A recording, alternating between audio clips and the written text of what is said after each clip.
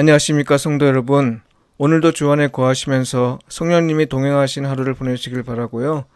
오늘도 여러분의 일상이 하나님께 드리는 예배이기 위해 하나님과 이웃에게 복음에 합당하게 반응하며 사시길 축복하며 기도합니다. 오늘 묵상 본문은 디모데후서 2장입니다. 내 아들아, 그러므로 너는 그리스도 예수 안에 있는 은혜 가운데서 강하고 또 내가 많은 증인 앞에서 내게 들은 바를 충성된 사람들에게 부탁하라. 그들이 또 다른 사람들을 가르칠 수 있으리라. 너는 그리스도 예수의 좋은 병사로 나와 함께 고난을 받으라. 병사로 복무하는 자는 자기 생활에 얽매이는 자가 하나도 없나니 이는 병사로 모집한 자를 기쁘게 하려 함이라. 경계하는 자가 법대로 경계하지 아니하면 승리자의 관을 얻지 못할 것이며 수고하는 농부가 곡식을 먼저 받는 것이 마땅하니라. 내가 말하는 것을 생각하여 보라. 주께서 범사에 내게 총명을 주시리라. 내가 전한 복음대로 다윗의 씨로 죽은 자 가운데서 다시 살아나신 예수 그리스도를 기억하라. 복음으로 말미암아 내가 죄인과 같이 매이는 데까지 고난을 받았으나 하나님의 말씀은 매이지 아니하니라.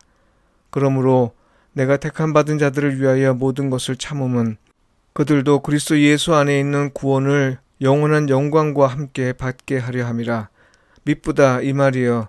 우리가 주와 함께 죽었으면 또한 함께 살 것이요 참으면 또한 함께 왕노릇할 것이요 우리가 주를 부인하면 주도 우리를 부인하실 것이라.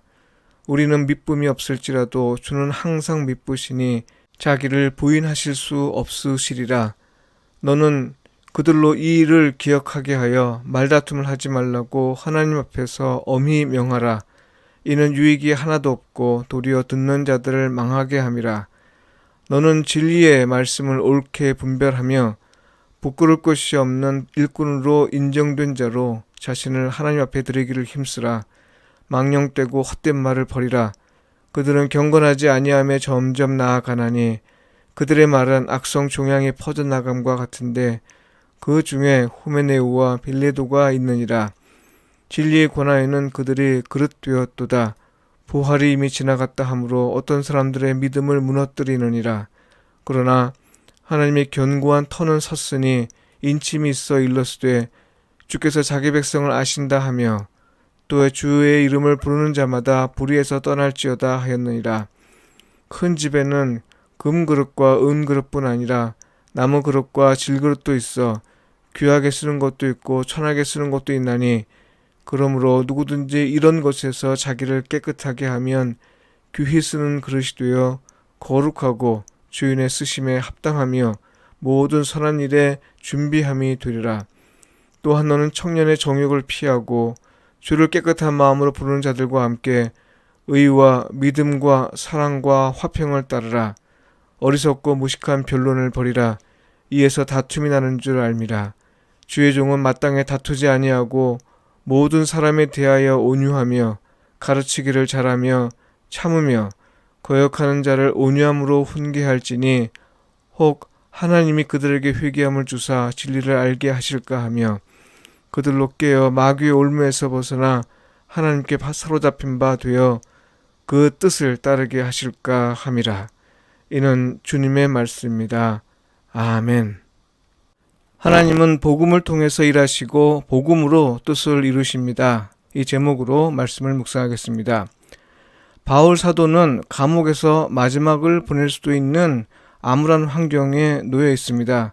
바로 이런 때에 자기가 가장 원하는 것이 무엇인지를 편지를 통해 디모데에게 말했는데요. 그 내용은 한편으로는 아들 같은 디모데가 직접 복음을 선포하고 또 좋은 교훈을 가르치는 것이며 다른 한편으로는 자기에게 듣고 배운 바를 충성된 일꾼들에게 전해주어 그들 역시 복음 사역에 참여하도록 하는 겁니다. 다시 말해서 그리스도를 믿는 모든 이가 복음 사역에 참여할 걸 기대한 거죠.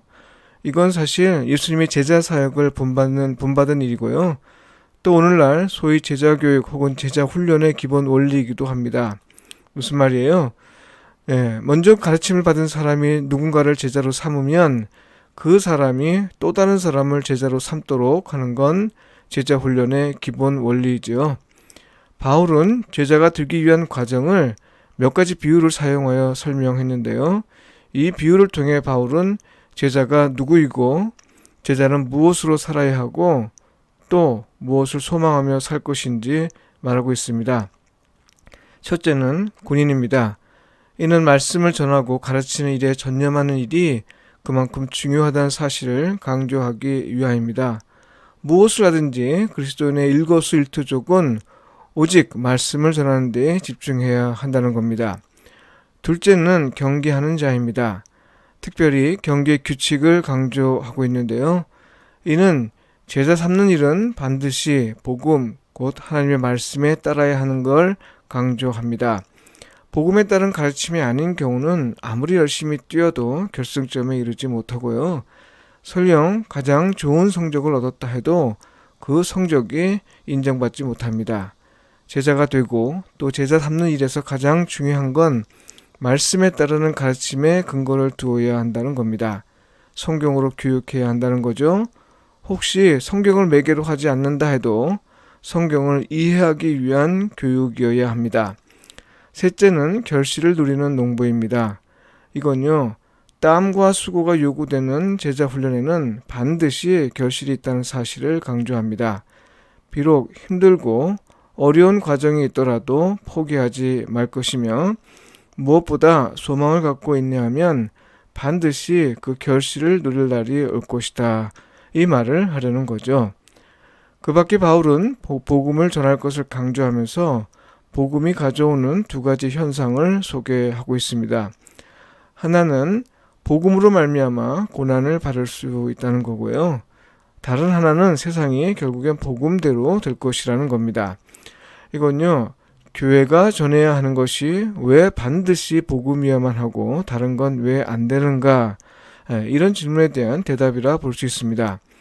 비록 복음으로 말미암아 고난을 받는다 해도 복음은 반드시 현실이 되기에 결코 포기할 수 없는 일이다 이 말이죠. 이와 관련해서 바울은 자기가 현재 매여 있는 상태를 돌아보면서 표현했는데요. 그건 자기는 비록 매여 있을 수 있으나 하나님의 말씀은 매이지 않기 때문이라는 겁니다. 사람을 막을 수 있어도 하나님의 말씀은 그 무엇으로도 막을 수 없다는 거죠. 바울이 이 말을 하는 이유는요, 그만큼 복음을 번창케 하는 일은 사람이 아니라 하나님 자신이라는 겁니다. 사람은 다만 말씀의 일꾼으로 일할 뿐이라는 거죠. 이 말은요, 하나님의 말씀은 어떤 방해가 있다 하더라도 반드시 이루어진다는 겁니다. 그러므로 하나님은 복음을 통해서 일하시고요, 복음으로 당신의 뜻을 이루신다 이렇게 말할 수 있습니다. 그러니 필요한 건 다만 복음을 위한 일꾼입니다.